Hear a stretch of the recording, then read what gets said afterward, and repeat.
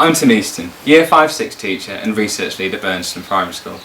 I'm a real believer in the power of educational research and how we can use it to improve outcomes for our learners. However, I'm also aware of just how busy life is as a classroom teacher, and how it can be difficult to take the time to pore over the latest research papers, pluck out the useful findings and think about how to apply them outside of an academic study while there are books to mark, lessons to plan and most importantly, children to teach. Hopefully this video will provide you with an overview of one really promising area of current academic research, retrieval practice. We'll look at what retrieval practice is, we'll look at some quick and simple ways that you can incorporate it into your everyday practice, and also we'll look at the potential impact that it can have for our children. Not only on their ability to remember past learning better, but in our increasingly knowledge-rich curricula, but also their ability to learn better in the future. So, my question for you is, have you ever taught that invisible unit of work? It's like the invisible man. 1 minute it's there and 1 minute it's not, okay? It could be ancient Greeks, okay? You could have spent a lot of time learning about the ancient Greeks, who they traded with, when they were a major civilization, how they invented democracy and the impact that that has had on our everyday lives today. And then when you ask the children about it 6 months later, not only do they not remember all of that knowledge that you were so sure that they had secure, they also deny any knowledge of ever having learnt it in the first place. Well, you're not alone, and in fact I've done it before as well. And the mistake that we make when we do this is that we mistake performance for learning. Now this isn't anything new, okay? In fact, Hermann Ebbinghaus discovered this over 100 years ago and displayed it in this forgetting curve. And this shows the rate at which we forget new information if we don't revisit it and reuse it soon after learning. The good news is that as teachers, we also have a wealth of different strategies to turn this in-the-moment performance into long-term learning. But in order to do this, we need to understand a little bit more about exactly how the brain learns. So when we learn something new, it goes into our working memory. This is what's happening when everyone in your class at the end of a maths lesson can tell you everything there is to know about your learning objective. You've done an excellent job of teaching it. They've engaged with the learning, they've understood it, you've explored it in different ways and drawn links to different areas of maths. They can do it right now in the moment because you've done an excellent job of teaching it. They fully understand it and it's securely there in their working memory. At the moment they are performing. Now we want learning to end up here in our long-term learning. This is made up of our episodic memory, our procedural memory and our semantic memory. This is where long-term learning lives. But how do we bridge this gap between our performance and our long-term learning? Well, in order to do this, we need to tell the brain that what we're learning is useful information. The brain will see learning as useful if it's asked to retrieve it. This is why you can probably still remember the phone number of the house that you grew up in, but you can't remember my name from the start of this presentation. If the brain is asked to retrieve information, to bring it to the forefront of the mind, then it sees it as useful and relevant, and then moves it towards our long-term learning. Okay? As it becomes more relevant, the brain recognises, hang on, I'm going to need this learning, I better shift this into my long-term memory. The key here though is retrieval rather than recap. Retrieval is an active process. We have to encourage the children to reach into their memory and fetch this past learning without that scaffolding and prompting that we can often be tempted to provide. The reason that you can remember that phone number so well from when you were younger is because you physically had to key that phone number into a phone in order to call your parents' house. Whereas now, we view phone numbers as something completely passive. They just pop up on a screen for a moment before we press the green phone. We're not retrieving any of that information, we're just viewing it as it passes us by. We need to apply that same understanding to our classrooms. The brain learns more effectively when it's actively struggling and trying to remember, rather than being fed information passively. So this is where retrieval practice becomes a really useful tool for us as classroom teachers.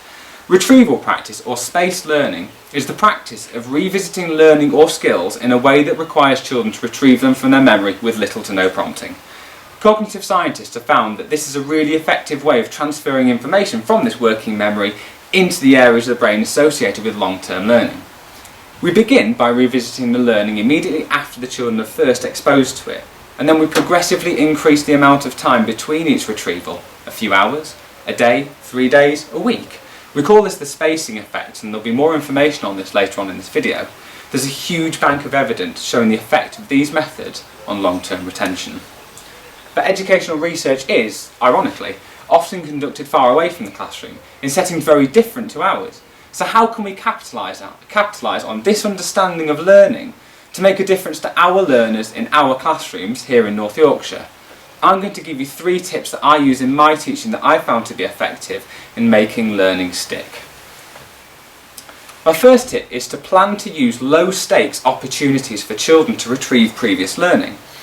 These low stakes quizzes can be something as simple as just a few questions as a starter activity or as a morning activity to encourage children to apply a skill or some knowledge that they've learnt in recent sessions. This is learning that we've already explored in previous lessons. We're not learning anything new. This is already learning that we've been deemed to have performed well in the past. Their brains work hard to bring this learning to the front of their mind, and because this is that active process we talked about, it makes the learning stick better in the future. For my Year 5-6 class, I tend to do something like this in the first 5 minutes of the school day. I just give them 3 questions per year group, revisiting recent learning. 1 question requires them to retrieve a skill that they learnt in the past few days, 1 relates to learning from the past week, and then 1 question requires them to recall learning from up to a month or longer ago. It's really important that these quizzes are low stakes, they're not tests. The idea here is that we're getting our learners to fetch the information and apply it. It's not about us collecting any data or doing any assessment at this point. So the children independently tackle these questions, go through that valuable struggle of trying to remember them, and then we share our answers as a class and discuss any mistakes or misconceptions. The preparation of one of these slides takes around 5 minutes, and in total the starter takes up about 15 minutes of our morning, so it's really low cost. We found that this daily practice has been really effective in boosting retention of calculation methods in our school, and we're now beginning to use it in different areas of the curriculum. When planning these quizzes, think carefully about the knowledge or skills that you're bringing to mind and why.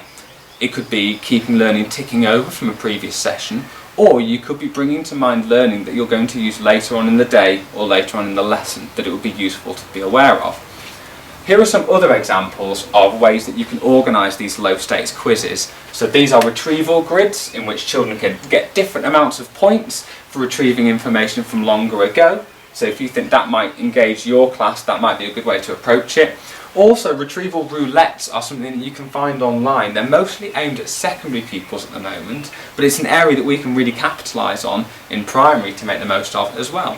These are just short snippets of questions where children match up questions and answers. Again, it's an active process. Anything that requires children to do that themselves is a valuable learning activity. The important thing is that these activities are realistic for you to be able to plan, not too heavy on workload, and they need to be familiar with to the children. It needs to become part of your classroom routine in order to have the greatest impact. My second tip for you that I've used in my teaching is using the spacing effect to sequence these low stakes quizzes. When there's so much of the curriculum to remember, how can we go about sequencing it and deciding which information to retrieve and when? This is where the spacing effect becomes really useful. The spacing effect has a really solid evidence base for improving long-term learning, and also has the advantage of making it much easier to fit retrieval practice into your class's teaching and learning. Here's how it works. When you cover new learning, plan to revisit it through those low stakes quizzes over the next few weeks. So imagine you've covered a new spelling rule. Perhaps we're looking at using shun and shun with Year 5. So I would teach it here in this first lesson here. Okay? We would then revisit it soon after it's taught, 1 or 2 days when it's still really fresh in our learner's mind. Then we leave a slightly longer time period before they're then asked to retrieve that information again, a few days perhaps. Here the brain has to work slightly harder to recall that information. Before the final retrieval, leave a longest gap, so perhaps a week or even more. This is when learning is really moving into that long-term retention. This rule of 3 is proven to be really effective at boosting long-term retention, with some studies finding that if you apply this technique, recall can be up to 150% better than a single retrieval. Here's how it might look over the course of a couple of weeks in terms of sequencing these objectives. So on Monday we would cover our spelling rule shun and shun. Okay, I would then make that part of our retrieval quiz on the Tuesday. Okay, that's our 24-48 hour retrieval. We would then revisit that towards the end of the week on the Friday, and then for the final retrieval we'd leave a whole week to the next Friday. Now obviously in our classrooms we're never just learning one thing in isolation, we have lots of learning going on at the same time. Okay, so maybe on Tuesday's maths lessons we're going to learn something completely different. Perhaps we're finding percentages of amount. That's new learning that's happening on the Tuesday. Well, we would then revisit that after a 24-hour gap on Wednesday. We'd then maybe leave, well we can't get them in over the weekend to do it, so we'd maybe have to leave it till Monday to retrieve that information. That would be our few days spacing, and then again we'd leave a whole week to retrieve that on the following Monday. This overlapping of learning at the same time is called interleaved learning. Now there's evidence to show that this interleaving of learning, retrieving and consolidating different learning simultaneously, makes retrieval practice even more effective. Now this is a real win-win for us as classroom teachers, because in our busy classrooms, learning is already naturally overlapping and interleaving anyway. My third top tip for you is to make the children part of the process. So something else that we're aware of as classroom teachers is how much more effective children can be as learners if they really understand that process of learning that they're going through. Using a really simple visual metaphor can work as a prompt to help children to discuss their own learning, understand what is going on in their own memories and their own mind through this retrieval process. So this is my class brain. When we cover something new and the children have performed well, in that I mean the children have done their self-assessment, maybe we're all absolutely nailing those shun and shun spellings in year 5. I've marked the books and I'm happy that as a whole we are performing well. I would then put that, just using a post-it note, into our working memory. Okay? We then discuss and talk about how, with the children, that we haven't learnt this, it's definitely not there forever, it's just there in our working memory.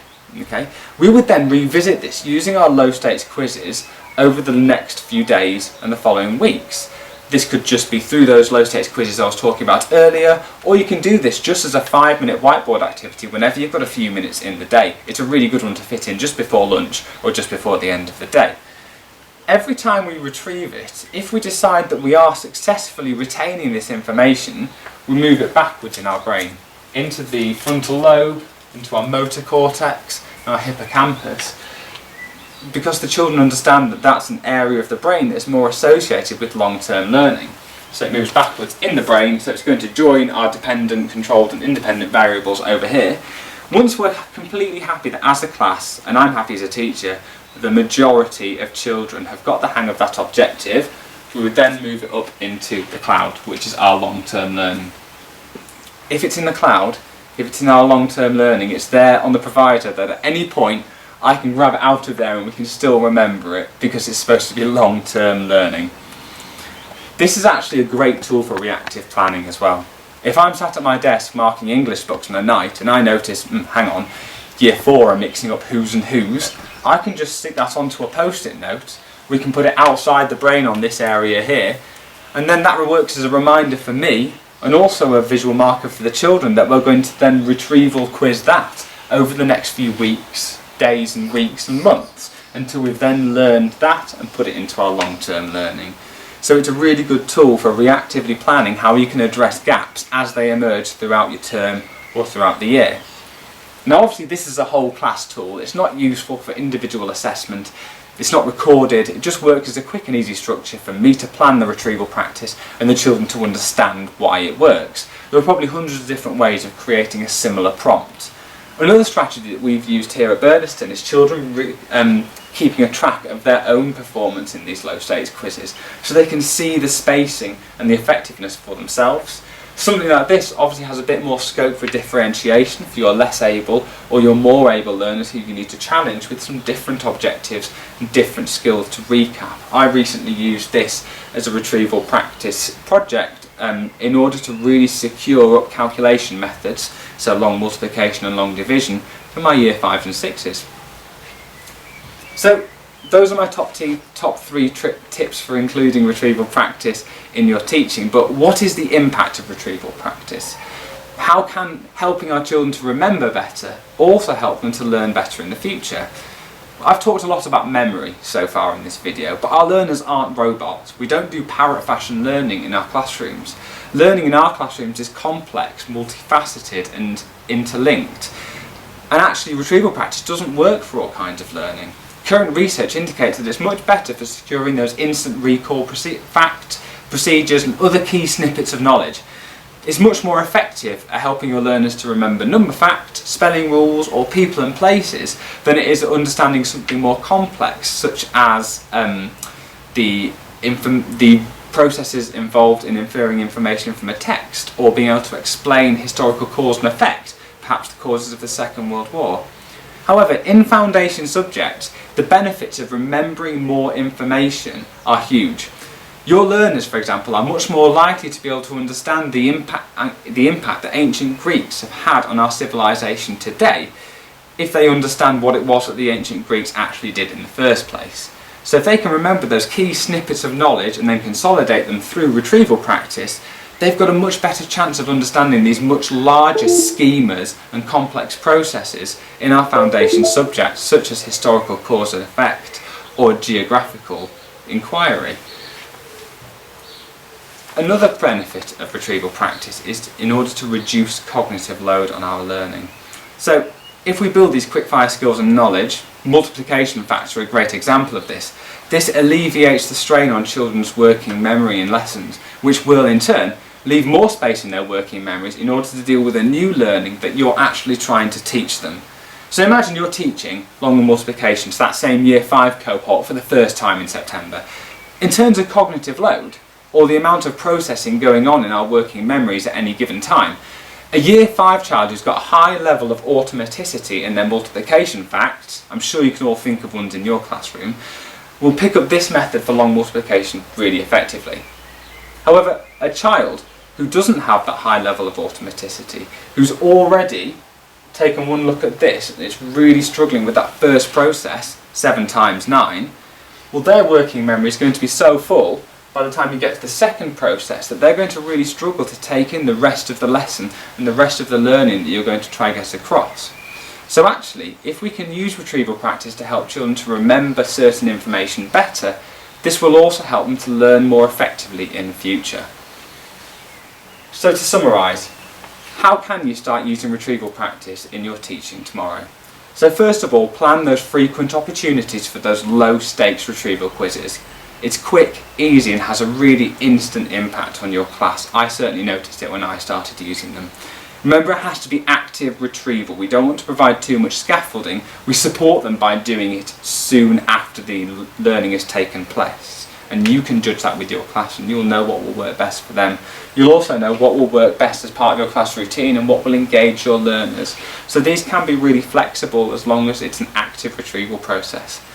Secondly, use that spacing effect of progressively increasing the gaps between retrievals to your advantage. Remember that rule of 3 and how to increase those gaps over time and how to interleave it with other learning.